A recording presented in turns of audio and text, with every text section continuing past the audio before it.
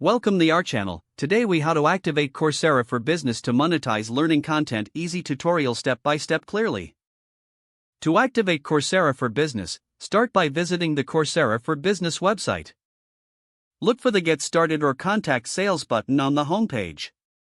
Fill out the form with your information, including your company name, email address, and any other required fields. Submit the form to receive more information from a Coursera representative. Once you receive a response, schedule a consultation to discuss your business needs. During the consultation, express your goals for monetizing learning content. After understanding your needs, the representative will provide details on the available subscription plans.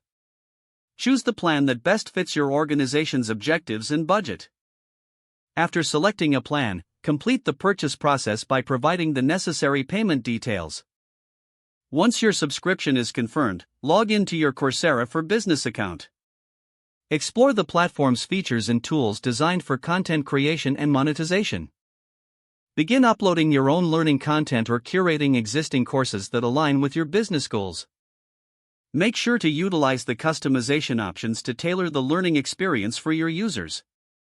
Establish clear learning paths to guide employees through the content effectively. Promote the courses internally to encourage employee engagement with the platform. Monitor user engagement and feedback through the analytics tools provided by Coursera for Business. Regularly update your content to keep it relevant and ensure continual learning opportunities. After a successful launch, assess the overall effectiveness of your monetization strategy. Make adjustments as necessary based on user interactions and feedback to optimize the learning experience. If the page does not load, refresh the browser or try again in a private or incognito window. Make sure you are using the correct email address, then retype it carefully to avoid small typos. If your password is not accepted, use the reset option and create a new strong password you can remember. Check your spam folder for verification or security emails, then complete any requested confirmation steps.